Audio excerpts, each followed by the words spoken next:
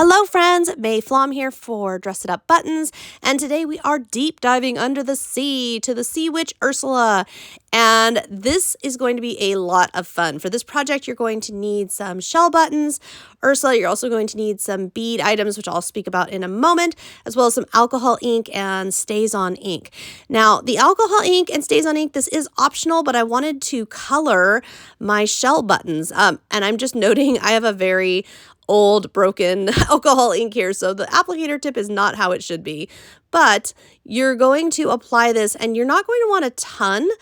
You're just going to want to get some on here, and then depending on your coverage. Now remember that with alcohol inks, they're a sheer color. This is the gold, so it's actually a little different than the regular colors, but they're sheer colors, so you're not going to get an opaque finish. And the reason I'm selecting alcohol inks is once dry, they are permanent. So if I don't know if I'm wearing it and got some sweat on it or some water on it, it's not going to be a problem. There are some mediums that while it might take to your button and it might work okay, it also might be reactive with things it comes in contact with later. So I'm applying my alcohol ink on here, and then I'm just going to use some paper towel. You could also use some felt applicator that alcohol ink tends to come with, and I'm going to blot off excess because I want it a little gold, and this is also going to let me move that color around. And then I'm going to set these aside for a couple of minutes to let the alcohol ink dry and set.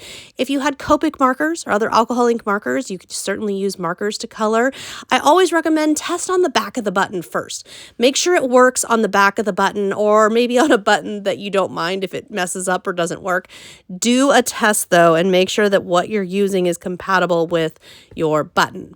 Now, once they are set aside and dry, what are we using bead-wise? Well, we have an iris bead mix from Jessie James Beads. We have some chain, some other basic tools. And we're right back with our buttons. I'm adding the StazOn black ink. So this is a permanent ink. And I'm using this because I know that using this StazOn ink on my buttons, once dry again, it will be set. It will be permanent. I could dunk them in water and they will stay the same. So that's something to make sure and test on your own. Make sure that the supplies you have are working. Now, I mentioned the iris bead mix from Jessie James Beads that I'm working with.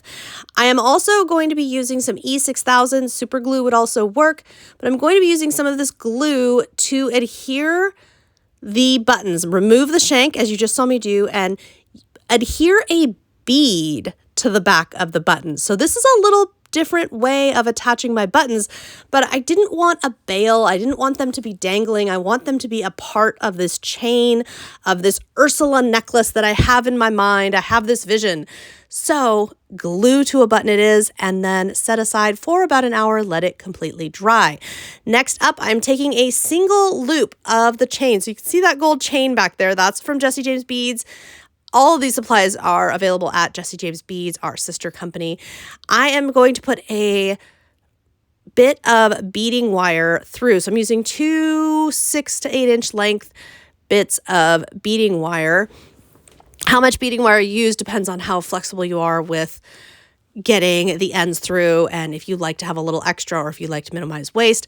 So I'm putting a crimp tube which will secure the beading wire, making sure to crimp that around on the one end. And then I'm just going to take the beads that I want on the one side. So this is going to be from the center. That little ring is going to be the center drop for my necklace, and then I'm going to take it up the side however many inches I want to go. And once I get to the top, I am going to be connecting it to one end of that gold chain. Again, from Jessie James Beads, lots of fun to be had there. And when I'm putting on my shell button or beads, my shell buttons that are glued to beads, I'm not doing anything special. They're just going on. I'm just making sure that the direction is the direction that I want, keeping in mind that that little center ring that I started with is going to be the lowest point. That's going to be the center, and we're working up from there. And as you can see, I'm connecting it to one end of the chain, and then we're going to repeat this process with the other side. And it's a really simple process. As far as the beading wire goes, there's a lot of different brands, there's a lot of different styles. You're really going to want to just look at the manufacturer recommendations as far as what do they recommend for thickness, for weight, and it is going to depend on what are you adhering. This is a very small amount of weight, it's a very short chain, and it's pretty flexible on what we could have used, whatever. So now, again, crimping the other side. And once I get this crimped, and if you would like to add a crimp bead, if you would like to add other decorative touches, of course you can. I'm adding my beads, and I'm just making sure that I'm going to end approximately the same. I don't measure to the millimeter when I'm doing a funky, both sides are different, all different beads used kind of a thing.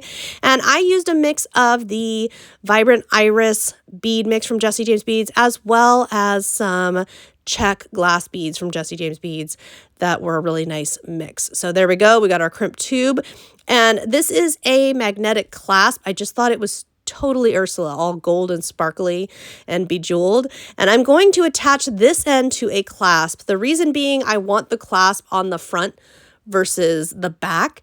And that's one of those things I mix and match. Sometimes I put the clasp on a side so it'll be visible when it's decorative and pretty like this. Sometimes I put it in the back in the center. There's not a wrong answer here, and you'll see why in a minute, why I wanted it on the side in particular for this. Then I'm just going to use a jump ring and attach the other end of my chain with a jump ring to the clasp. This will close the connection. This will make it a complete necklace. And getting all my pliers out here. Remember, we always twist. We do not pull apart. We twist side to side with jump rings. That's very important for the integrity of the metal and to make sure we get our best possible project. Now, a couple more pieces. These are optional, to be very honest. I am going to take some head pins and also an eye pin, and I'm going to put some beads on them, and then I'm going to do a wire loop. So to do the wire wrapped loop, you're looping around the end, and then you're going to twist the tail around your beads. Now, in this instance, this is what I'm showing you here. I would have to make an enormous loop to make this fit directly on my little loop here where I want things to dangle from. So I already made the decision we're going to use jump rings. We're going to use jump rings. That way we don't, number one, we don't have to make an enormous loop. Number two, we can just twist this around.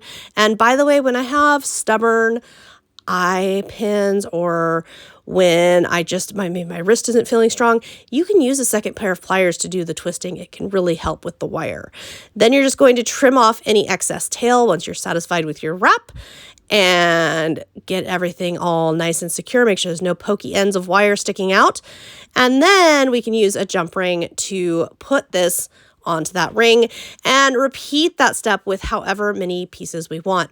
Now, an eye ring is going to have a little loop at the one end, and if you're using one of those, you can dangle. For example, I had a tassel from this mix still sitting around, so I thought let's use one of the eye pins and let's dangle that tassel down here at the end of this necklace.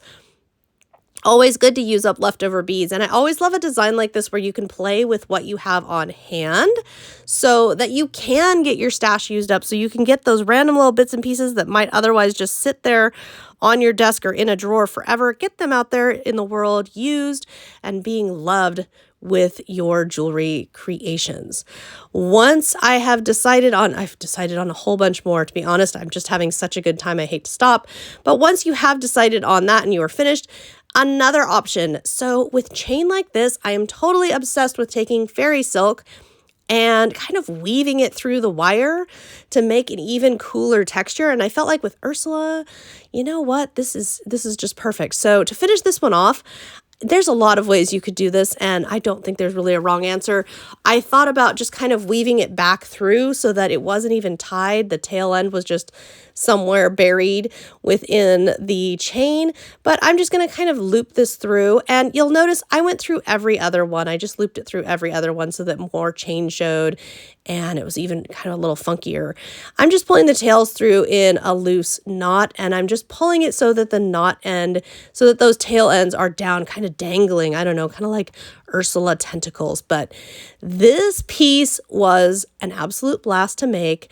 The buttons, the techniques, and then combining with the Jesse James Beads sister company stuff and using up some leftovers. I tell you what, I had the best time making this, and I hope I've inspired you with this tutorial, maybe to color your buttons, maybe to create a piece of jewelry, or find a favorite Disney character and make something inspired by them. Whatever you create, we hope you have a great time and that you tag Dress It Up Buttons, as well as subscribe so you don't miss any videos and so we can see what you've been creating.